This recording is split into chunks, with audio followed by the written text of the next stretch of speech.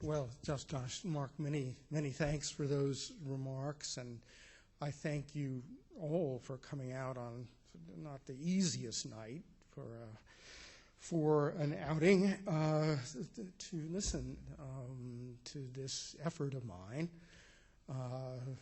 through my American accent to speak about the cultural life of London at many levels in the 1950s and 1960s.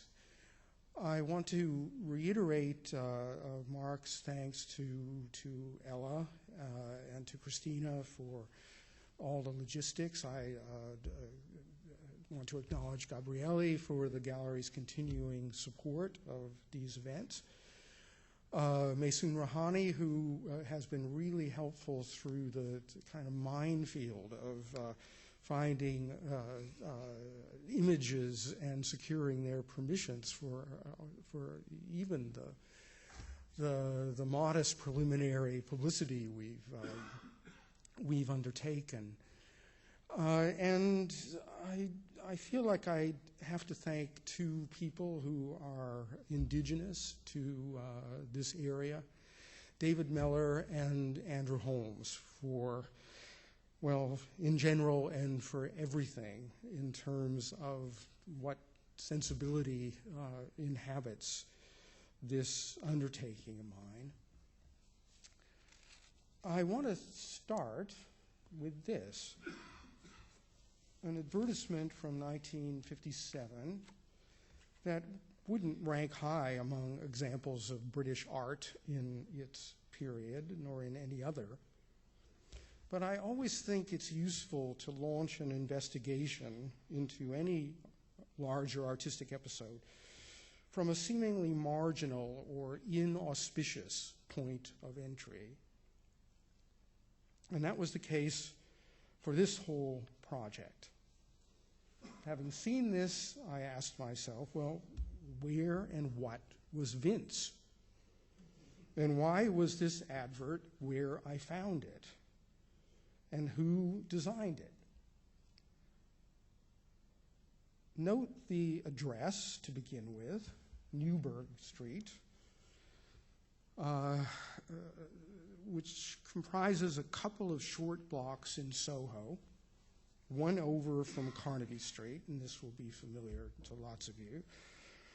Though in 1957, its far more famous counterpart was an unknown and unprepossessing alleyway dominated by a blank wall of a power station along one side. The location of Vince's shop, just around the corner from there, not 50 yards away, also placed it around the corner from the Palladium, which provided a ready clientele from the musical and theatrical worlds, which the Vince shop supplied with continental European items otherwise unavailable in a London retail landscape just emerging from conformist austerity of wartime and its aftermath. The advert arranges its copy into a schematic Parisian kiosk, the theme in keeping with its list of items: slender line slacks, jeans, beachwear, shirts, swimwear inspired by the continent. Jeans were a rarity in London shops at that date and firmly identified with American Levi 501s. But Vince offered French varieties in colors like washed out blue, black, and white. So any knowing consumer of this advertisement would expect some fusion of imported American and European styles. One in keeping with another advert for the shop that deployed the young slimline Sean Connery as a model to play up this matelot and jeans combination, the French-American signature of the shop. Vince was the pseudonym of Bill Green, which Green had adopted when setting up as a photographer after the war. He specialized in bodybuilders and selling photos on to male physique magazines. And having started a line in posing briefs for his models to wear, he expanded to a general clothing business in 1954. The attractions of the down-at-heel precinct around Newburgh and Carnaby Streets were simple.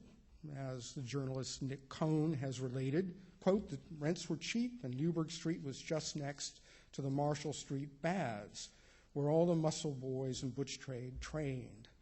As they came out, they were confronted by a dazzle of hipster pants, expensive tight sweaters, about 7 pounds, briefs and shirts in bright reds, yellows, and purples. Now, oh, okay, good. If nobody minds, I did come down with a cold over the weekend, and I usually don't like interrupting things for drinks of water, but now I kind of have to.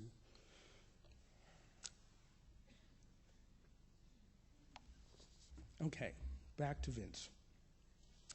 Also in 1957, Green commissioned a quasi-magazine feature showing a pretend couple on an inspiring visit to Vince. The woman and the respectable-looking gent seem intended to counter the gay stereotype that surrounded the shop, but the sequence offers a rare glimpse of what it looked like inside, while advertising its powers to melt away stuffy conformity. Nick Cohn speaks to the shop's genuine appeal across a lot of different client types, saying, quote, at a time when men's shops were almost all pompous, it was fun, and so were its clothes.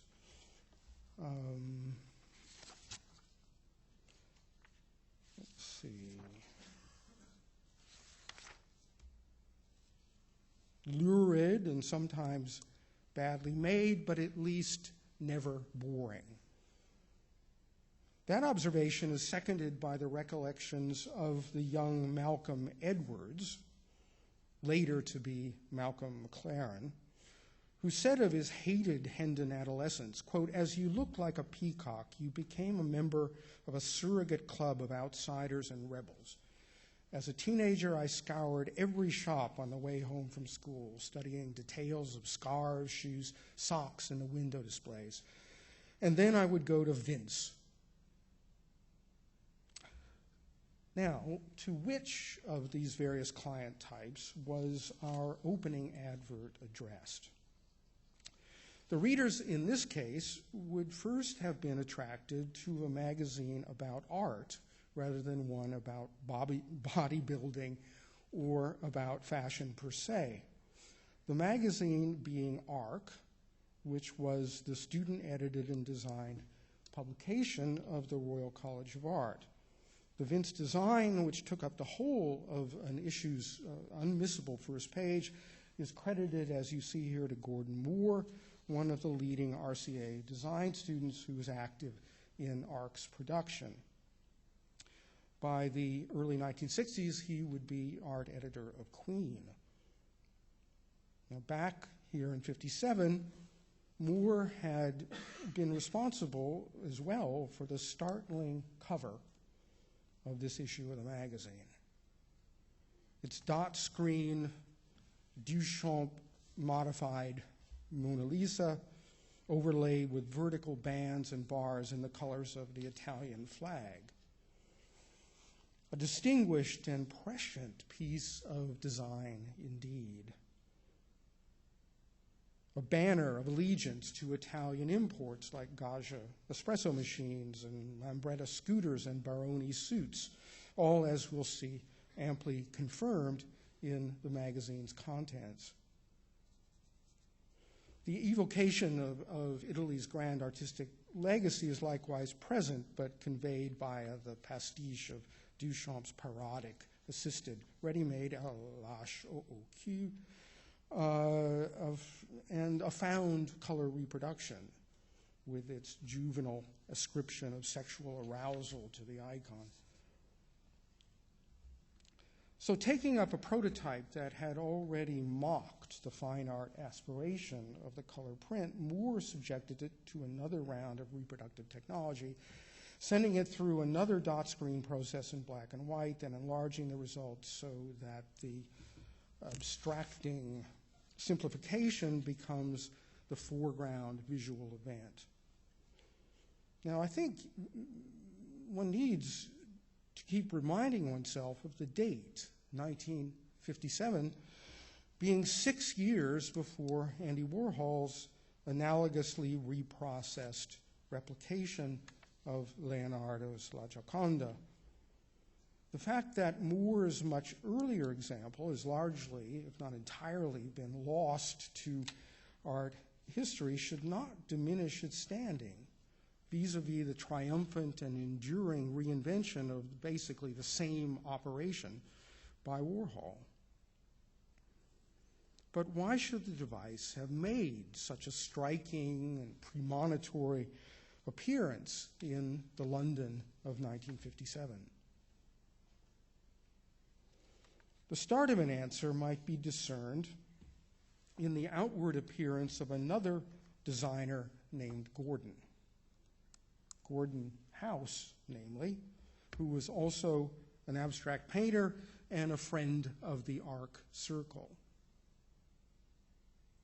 In his customary attire, a smart suit from Cecil G, as you see him here, shows that the eccentric Vince did not have the market for standout style in the neighborhood all to itself. The Lithuanian-born Cecil G, having made a fortune after the war selling D-Mob suits, spotted a more advanced clientele in the mid to later 1950s for the sharp Italian profile, even bringing back an Italian tailor from a supply trip to Rome in 1957 to cut suits in the back room. The clothier's newest shop in Shaftesbury Avenue offered an Italian coffee bar in the bargain. And just along the same street, the rival Austin's was vying for the same customers on much the same terms. So where were these customers coming from? Next question. And why? They were less the entertainment crowd that had patronized Vince than they were connoisseurs of entertainment, closer in age to the barely teenage Malcolm Edwards, always on the lookout for the next item that might set them apart from the unstyled masses. This was a movement of fans, almost full-time in their fastidious discrimination, and their models were largely imported Italian, American, and/or an amalgam of the two. So films, movie magazines were a source of stylistic exemplars. The Hollywood tailoring of Cy DeVore of North Hollywood, for example, who dressed the likes of Bogart and the Sinatra-centric Rat Pack. Sammy Davis Jr. here. These offered a template from American movies. But the deeper emotional urgency came from music, from bebop, cool jazz, and the more propulsive hard bop that was gaining wider popularity among black audiences in the States towards the end of the decade. Chet Baker and Jerry Mulligan, the Californian stars of the cool tendency, fostered an imported Ivy League look, adopted by these young Londoners as a riposte to the unkempt jumpers, sandals, and real ale associated with the university-linked fans of purist trad and New Orleans revival jazz.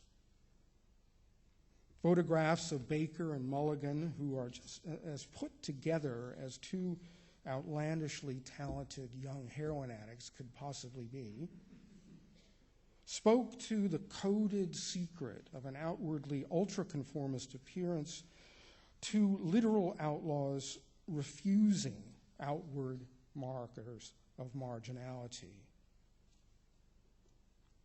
Now, both of these musicians enjoyed the added disguise of white skin.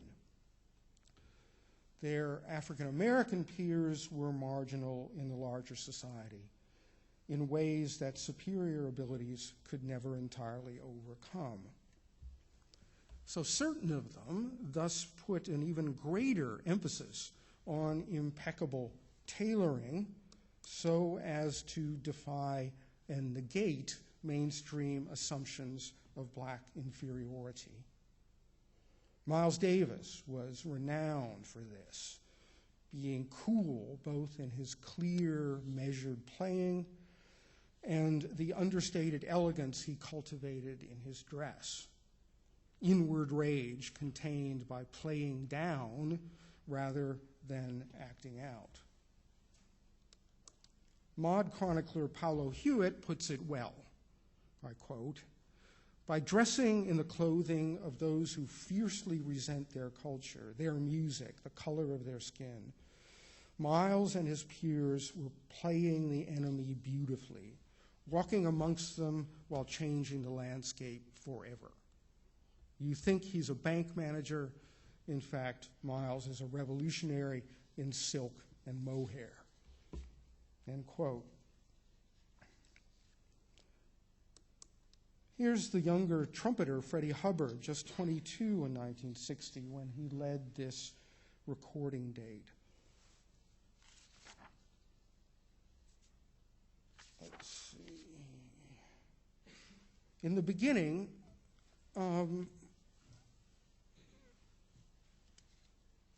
no minority taste, and for the, I'm going to check something out here. I think I need to put my specs on. You'll forgive these kind of first lecture adjustments. Okay. As I was about to say, in the beginning, no more than a few hundred fans in the clubs of Soho opted for this multifaceted style, in the face of the relative mobs packing the venues devoted to trad and the revivalist repackagings of pre-war New Orleans. Emulation in dress took on added importance, as the cult at first needed to maintain itself in the absence of such style exemplars themselves, as here in the person of the young trumpeter Lee Morgan.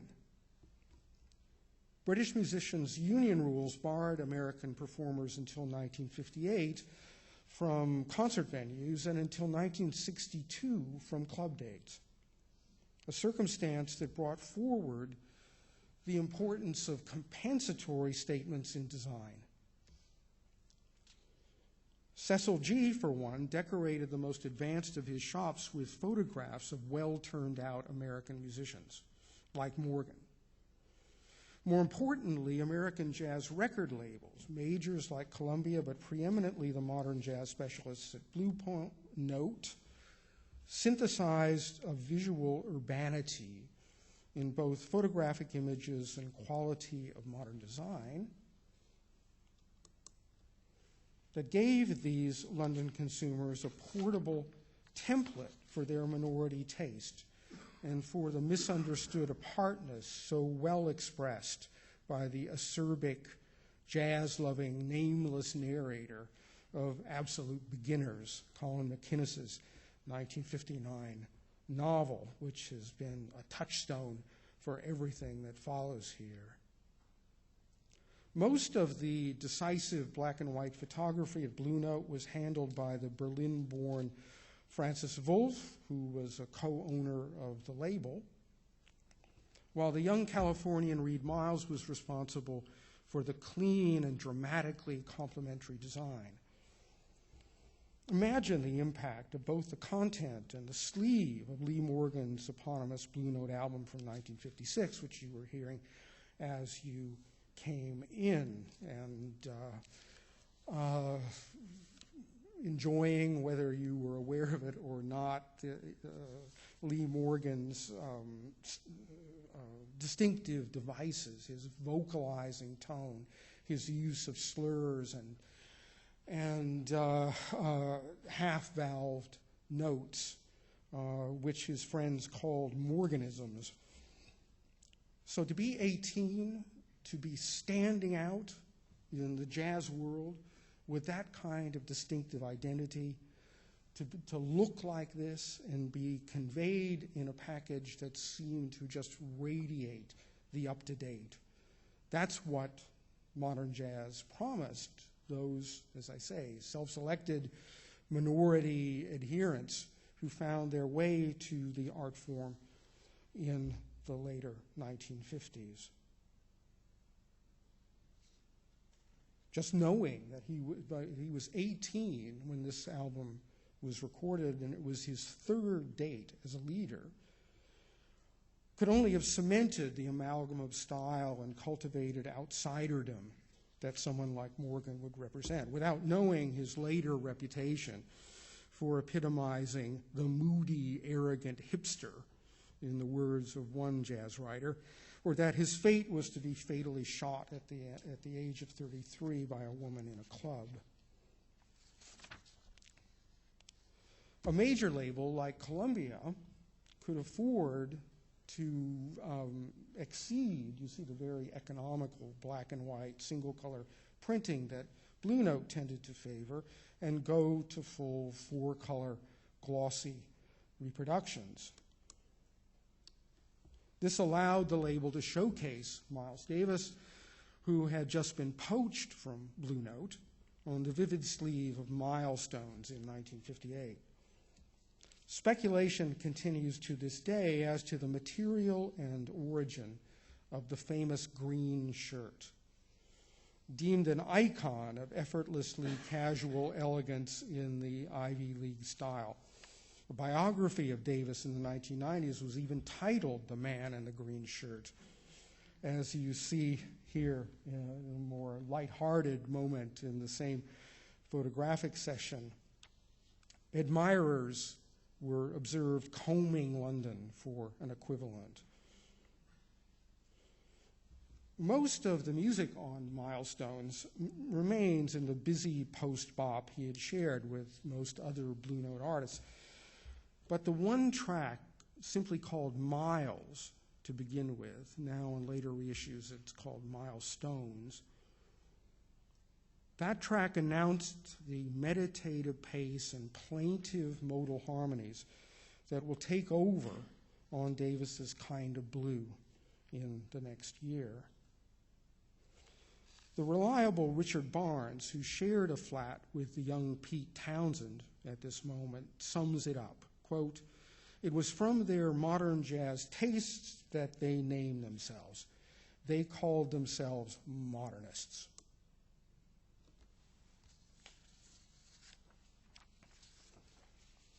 Now, modernist, of course, got shortened to mod, but it's the early etymology of the term that needs stressing. Reams of print have been expended on the topic of modernism in visual art, as it signifies works of painting and sculpture in which internal formal relations assert themselves at the expense of mimetic representation or illusion. Roger Fry and Clive Bell are regularly adduced as English originators of the concept in the first decades of the 20th century, which was then carried forward by the influential criticism of the Americans Clement Greenberg and Michael Fried in its mid-decades. And the status of modernism in the visual arts as a pursuit of abstract, formal, and conceptual autonomy continues to be a matter of endlessly unresolved speculation. But there's a difference between an idea and an identity. Doubtless, there were people referred to as modernists over the course of the 20th century. It was regularly used as a synonym for heretic in the benighted Catholic Church before the Second Vatican Council of 1962. Nonetheless, at this juncture, 1957 and 1958, the visual arts in London could boast few practitioners of whom it could have been said unequivocally, that's a modernist. Not so, however, where post-bop jazz and its accompanying markers of fashion were concerned, where cultish exclusivity and self-identification as modernist began to be widely shared attributes among a young Soho coterie. So if modernist and modernism become identifiers actually claimed by individuals and explicitly ascribed to them by others, then speculation becomes moot. They are the carriers and the authorities as to its definition. In the London of the later 1950s, there were such individuals towards whom one could point and say, there goes a modernist. But they weren't artists in the customary sense of the term. The cover of this recent music compilation from the indispensable Ace record label really says it all. The modernist as a type arrives on the London scene under the auspices of popular music, of race, of youth, and a consequent obligation to cultivate an exquisite style of dress. So these origins in the appearances of modern American jazz stars, whose dilemma, whose general existential dilemma in a racially discriminatory society, and their coded sartorial response to that existential dilemma was understood in London and needs to be factored into the more common academic interpretation of mod styles as enacting imaginary upward mobility on the part of school leavers trapped in dead-end clerical or service jobs. But that reading, for me, remains trapped in a one-to-one mimetic correspondence to an English stereotype of middle-class respectability. For one thing, too many early modernist style setters came from entrepreneurial Jewish families in the clothing business themselves. And Malcolm Edwards would fit that description perfectly. And once put into place, the modernist complex of style and taste began evolving according to its own internal logic and necessities. A collective art form, in short, which was sufficiently cohesive as to process its chosen inputs according to semi-autonomous protocols of its own. That's high-sounding, more high-sounding than I really mean to imply, but nonetheless fully commensurable with the kind of abstruse vocabulary that modernist art theorization and criticism has regularly deployed.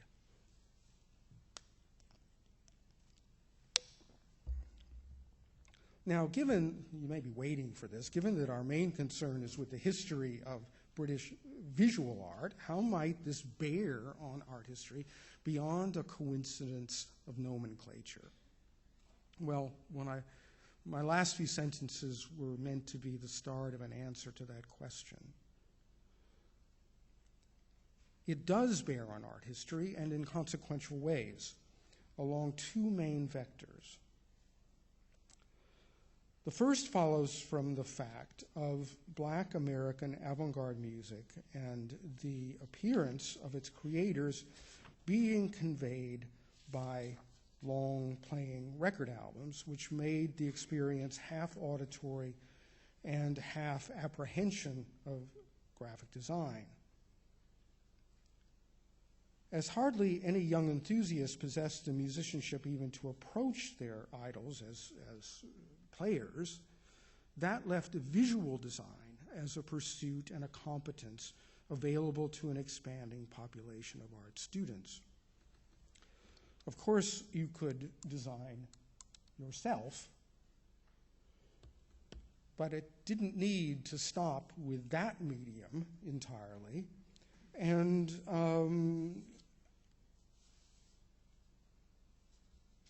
within reach of enthusiasts who might have adopted already a mode of dress analogous to the style of a Lee Morgan or Miles Davis,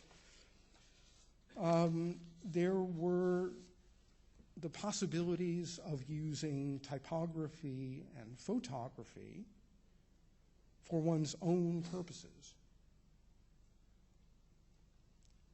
Brian Duffy was a student in painting and then fashion at St. Martin's School of Art at this juncture, and he cites Austin's and Cecil G. as the key sources of style in the immediate neighborhood of the college, noting the jazz connection in a practical as well as a symbolic register.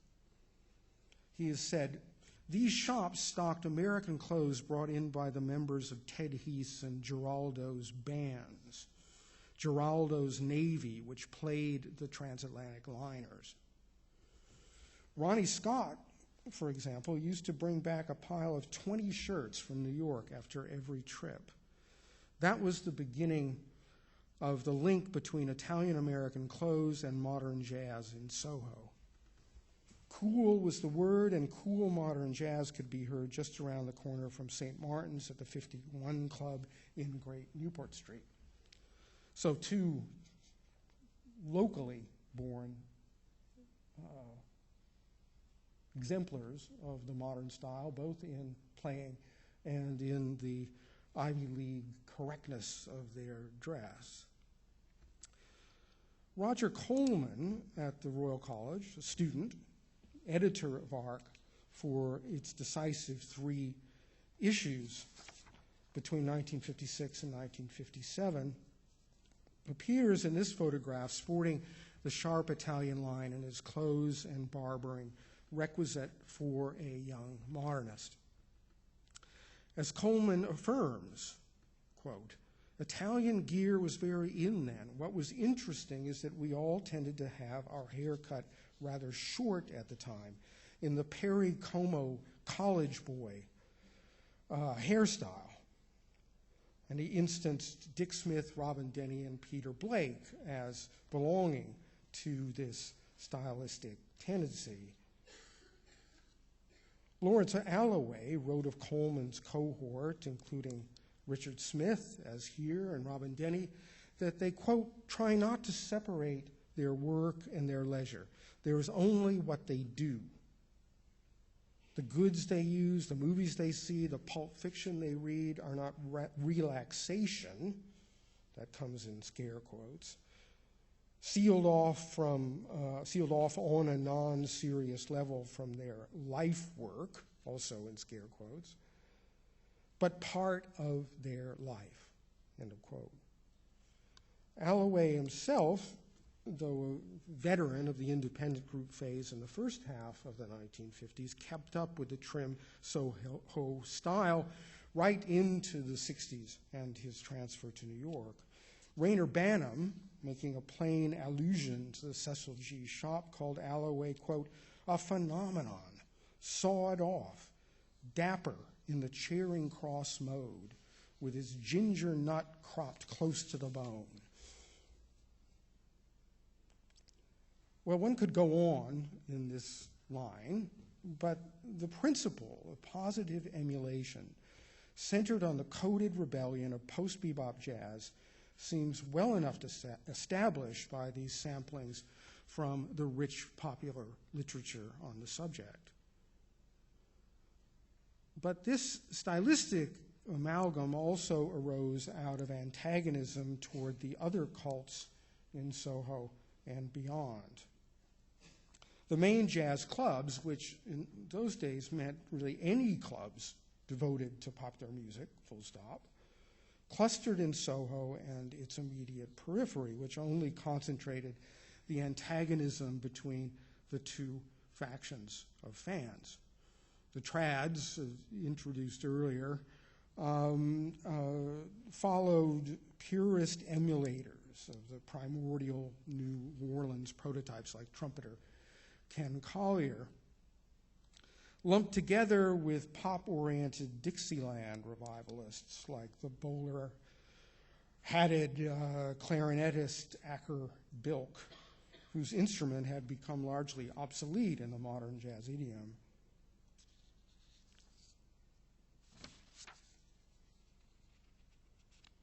Not only were the bearded, baggy jumper-wearing trad fans abhorred by any proper modernist, so were Bilk's Teddy Boy following, which complicated the mix in his audiences.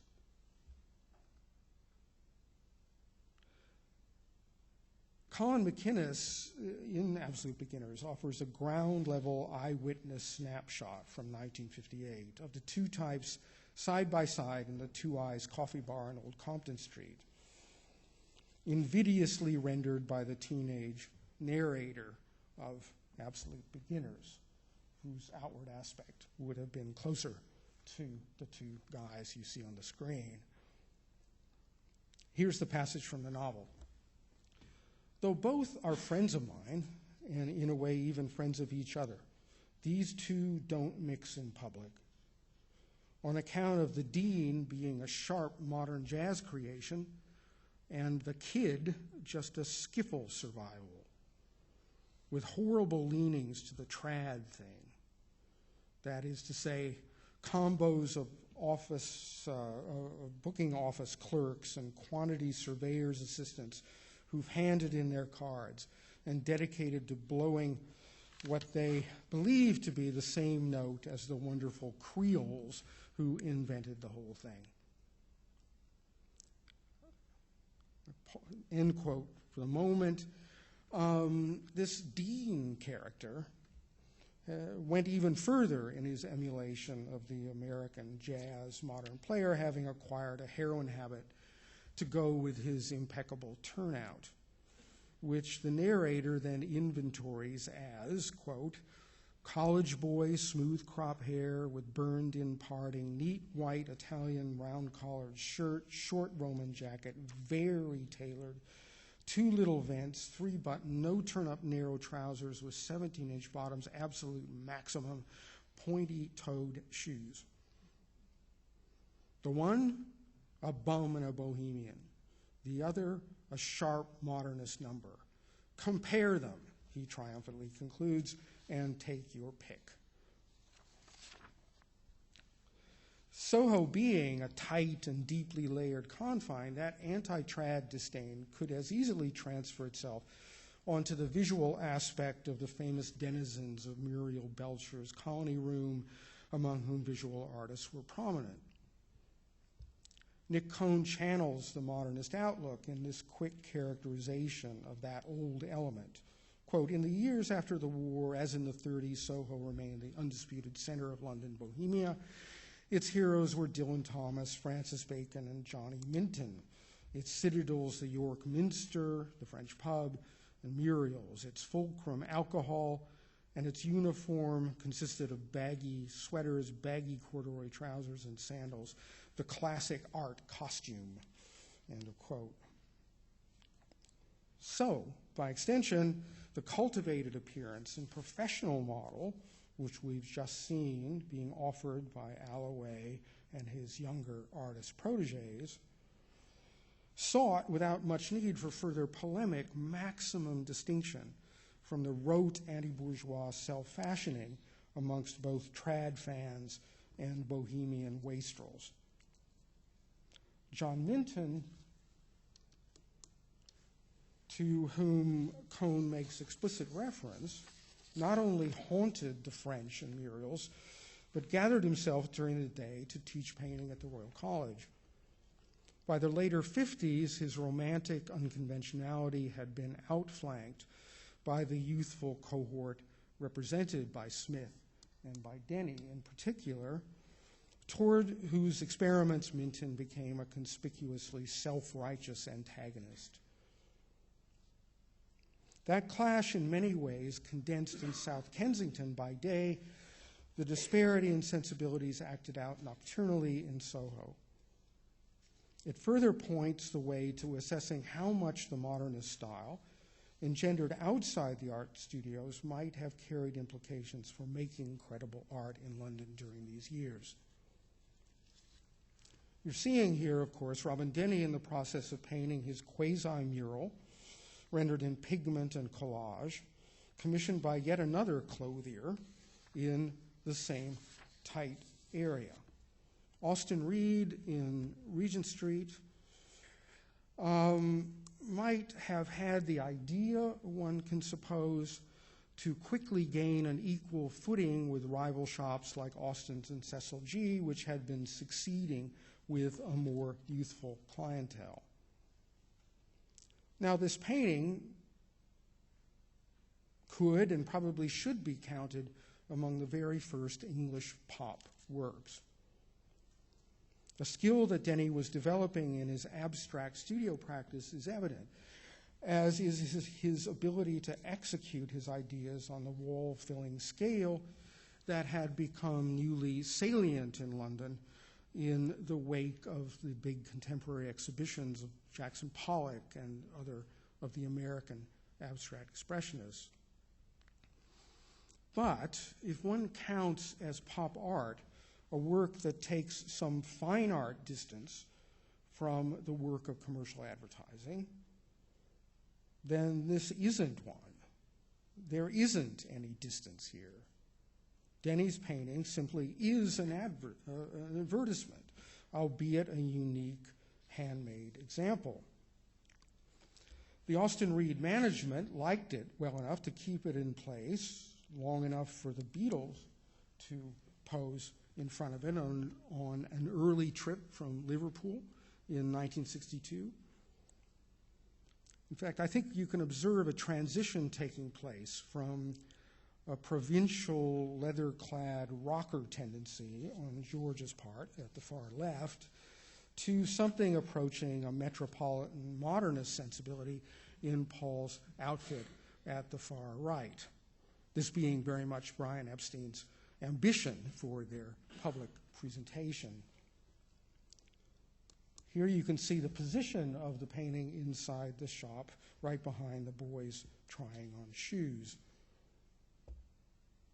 Denny condensed into one statement the two directions that an artist could plausibly pursue on the basis of a modernist Soho attitude.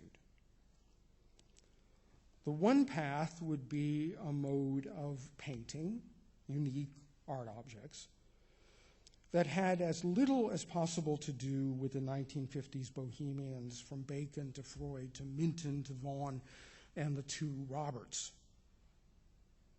And that would likely be some variety of large-scale abstraction, an import from New York like modern jazz. And ideally, a form of abstraction that forged some palpable link between advanced painting and advanced jazz, which was something that hadn't, in fact, happened back in their common place of origin. The other path would be to seize on graphic design as the main vector for modernist style and transfer one's art from the easel onto the printed page and poster, foregoing fine art cachet altogether.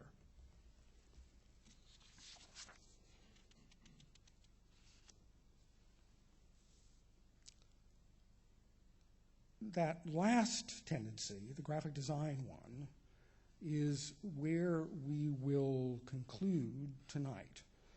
There just didn't turn out to be time enough to have both those tendencies, as they should have been, put together. But the the former one, the one of doing a fine art, somehow cognate to jazz and distinct from shambolic bohemianism, that will be where we begin next week's lecture. But I can point out that Roger Coleman presided over both of these options in turn. The first being the channeling of major artistic thought and energy into periodical design, chiefly in the pages of Arc during his editorship from the summer of 1956 through the autumn of 1957. These 3 issues of the journal merit a place in the history of the emergent modernist sensibility right alongside its celebrated blueprint in Absolute Beginners. Coleman, as the son of a Leicestershire factory worker, carried the right class credentials for a London modernist. His editorial choices were eclectic, and he did not exclude the older cohort from the recently disbanded independent group, who brought with them their technological preoccupations. But the most decisive of Coleman's commissions illuminate a thoroughly modernist world of cafes, clubs, and clothes. You take this ecstatic prose poem devoted to pinball arcades and jukeboxes by painting student Michael Chalk. Designer David Collins set a photograph of a jukebox's record spinning mechanism in a low-resolution dot screen against that solid background of vivid red-orange. If you're thinking of Andy Warhol and seeing this, recall again that this is 1957, 5 years before the American artist comes up with anything similar.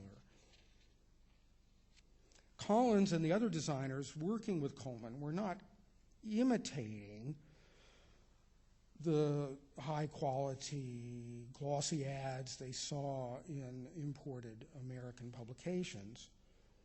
They were competing with that vividness, using the means they had at their disposal. Vividness had to be attained in some other way. The simple 2-color device, familiar from Reed Miles's Blue Note record sleeve designs, brings a fine artist's economy and directness to the business of editorial layout. As Warhol himself was later to discover, no artist could vie directly with the slick mass market artifact. But that artifact could be surpassed by means of extracting and representing its codes in a stripped-down translation.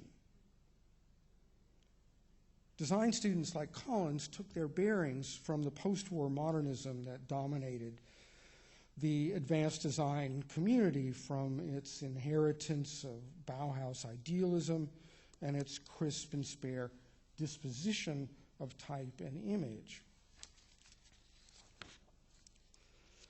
In London, these models were largely continental. The thing that influenced me, Collins called, was Dutch, Swiss, and Italian design, without a doubt.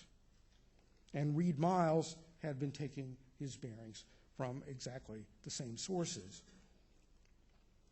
The freedom afforded to these young designers by Coleman's Arc permitted a Soho modernist differentiation between classes of consumer goods, as these were addressed in the journal. A nearby piece to the Chalk Arcade Fever by the older author Tony Del Renzio, Shoes, Hairs, and Coffee, encapsulates the kinds of experience and expertise that Coleman was able to marshal for the enterprise. Del Renzio had just taken over as art director for Harper's Bazaar. But, with that kind of, daily exposure to the world of luxury marketing, there were ideas he couldn't express there, which he brought to Coleman and to Arc. His contribution aligning feminine fashion in relation with the design of London's Italian coffee bars. In the lower right, as the fashion historian Paul Gorman has noted, Del Renzio includes the interior of El Sombrero. It's, and these are Gorman's words, its subterranean atmosphere, small dance floor, and excellent music policy, attracting a largely gay crowd well into the 1970s. Del Renzio's ingenuity generated perhaps the greatest visual complexity from ARC's rudimentary technical resources. The shifting imagery of the layout results from a single color printing in red on a sheet of yellow tracing paper, which produces one configuration in the recto position and another in the verso. But this look back at the previous page, transformed by the overlay of the red on yellow woman in her Italian frock, makes another pointed juxtaposition as she seems to peer into the large informel painting by Coleman's close ally, Robyn Denny, Eden Come Home, a work that had become something of a manifesto piece in the young painters' campaign against the figurative establishment and the painting faculty of the school. Something of a culmination to Coleman's project arrives in an extraordinary suite of images supplied by Collins to accompany an essay by Richard Smith on the core modernist preoccupation of men's clothing. On the first page, a photograph glows obscurely against the same electric red-orange that had been used for Chalk's Arcade Fever. An old-school haberdasher's shop in the manner of Eugène Auger or Nigel Henderson's anthropologically inspired scenes of London's East End. The background of the next opening is plain white, but the daring economy of its imagery jumps like nothing else in the issue, indeed like little else in contemporary design. A young top-hatted toff strides in from the left, his rolled umbrella pointing like a sword through the legs of a small, grinning Gene Autry, the American singing cowboy in full regalia. The costumed comic book Superman occupies the upper left in charging airborne pose, while the right half of the page is dominated by an inspired overlay of three frontal poses by the actor Glenn Ford in a gun-slinging role, two of them in blue, the only color on the otherwise black and white page. The three silhouettes of Ford are parallel but not identical. They're like a short cinematic sequence as he clears his gun from the holster. But the effect, it hardly needs stating, forecasts the stuttering repetition of Warhol's immense 1963 canvases derived from Elvis Presley as gunfighter in the film vehicle Flaming Star. But it is the next page over that most profoundly rehearses a Warholian logic of picture making. Subdued in contrast to the hot opening page, perhaps to signal the twilight of English hierarchical costume, identical full-figure images of what I take to be an Eton College master, help me here, but that's what I'm going with, shift in and out of visibility against the reflective ink that covers the sheet from edge to edge. Use of found images, black photo screen reproduction, grid-determined placement, serial repetition, monochrome fields, almost the entire repertoire of 2 future decades of advanced art are all adumbrated in this brief evanescent episode of collaborative student design. This brief synthesis, then, arose out of two imported modernisms overlaying one another. Modernisms in the more conventional sense of the word. Jazz modernism from America, mainly, and design modernism from Switzerland, mainly.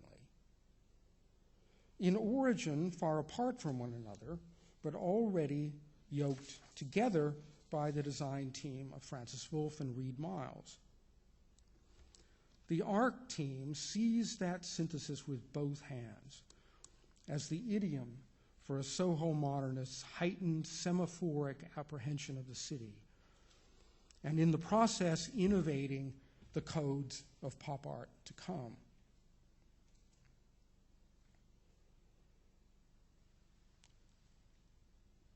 Before leaving this, I think it might be useful to at least gesture toward the other path or the other direction, abstract painting in a London modernist mode. If 1959 can claim an absolute landmark, consummate work of art, the strongest candidate for me would be the album Kind of Blue by the Miles Davis Sextet.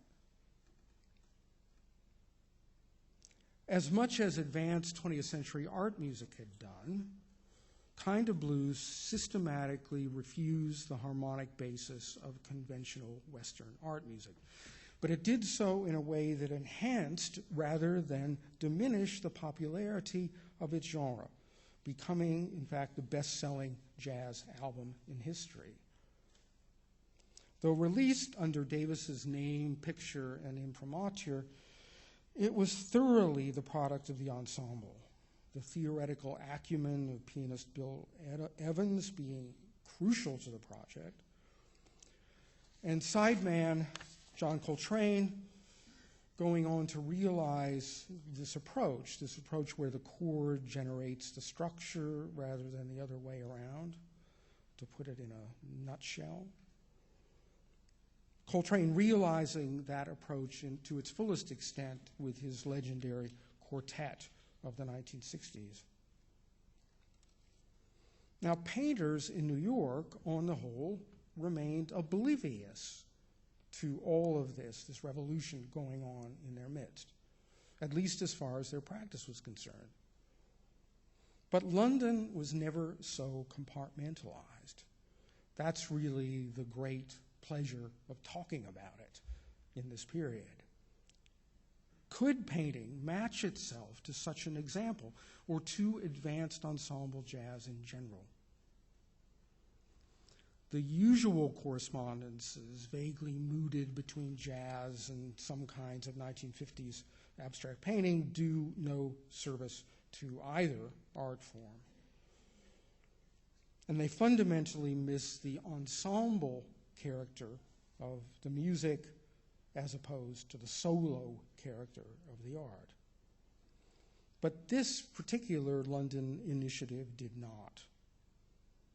As I said before, time dictates leaving an account of it to the start of the next lecture, but we will see that Coleman and Alloway oversee this direction as well, with the team of Denny and Smith providing its productive engine. Though the outcome will prove even shorter-lived than the incandescent flare-up of arc design in 1957, it merits far more than a footnote in the annals of abstract painting. And before that lecture is through, two further imported modernisms will make their impression on what's probably the most enduring manifestation of British painting in the 1960s. So with that, and with thanks for your patience and your willingness to brave the obstacles of the night, I'm going to stop for now.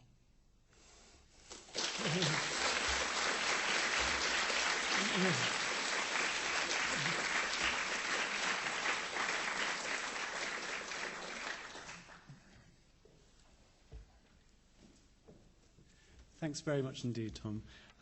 Now, again, looking at the time, we were planning on having a few minutes for some questions. If there was any questions that you'd like to ask very immediately in response to Tom's talk. Before then, I'd like to invite you all to a wine reception that we're having upstairs to follow this inaugural lecture in the series. Are there any questions that that jump to mind that you would like to ask right now that there are members of the audience wanting to ask? There's somebody there in the back. Yes. Going back to the Denny mural from Reed, I think the piece of the jigsaw that's missing there is Edward Wright, because he taught typography. He was heavily influenced by the Dutch typographers, and he taught typography at the Central School. He came to the Royal College round about that time, and he was hugely influential on that generation. He did some major murals like that before Denny on the South Bank. Okay. Well, that's one of the things that I was hoping and anticipating I might hear as a result of the kind of thing that I'm very, very grateful to hear. Thank you. Yes. It was a question really about geography of London and racism and migration at the time. So obviously, common McInnes writes about Notting Hill.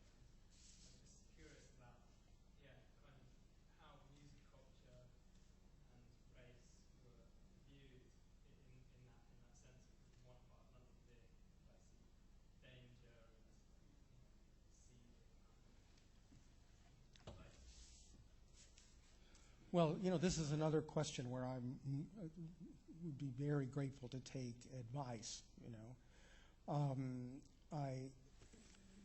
In the novel, the character negotiates these different parts of London. That, in some ways, is a good description of its theme or plot, of how he does move from one zone to another, bringing parts of each with him, to the next the destination. And it is a kind of atlas of London viewed from a cultural perspective, at that point. I just came across, just not a few days ago, a photograph by Roger Main of some Teds in North Kensington, sort of flanking a road, one of them carrying a bar or a stick. And McInnes had chosen Maine for the dust jacket of the original edition of the novel. But the whole thing, when Ed the Ted and his cohorts, working for this kind of neo-Nazi group, starts setting upon Africans and Afro-Caribbean people in Notting Hill, I couldn't help thinking that the photograph was from '56, that McInnes was even thinking about that photograph in his, narration of those scenes. But it's finding unexpected commonality, but keeping these very large divisions and fissures, in play at the same time. As mod life goes into the '60s, there is much more crossover with closer in, Afro-Caribbean neighborhoods. That's a kind of familiar part of the literature. But at this beginning point, there is this kind of stretched disparity. And Soho being a place where people find another identity and then go and live somewhere else, that's also another common place associated with Bacon, among others. I don't know how good that answer is, but it's the best I can do right now. Maybe one more question before we finish? No? Nothing for now? Okay. Well, let's leave it there. Can we thank Tom once again for his lecture? Thank you very much from your side. You're most welcome.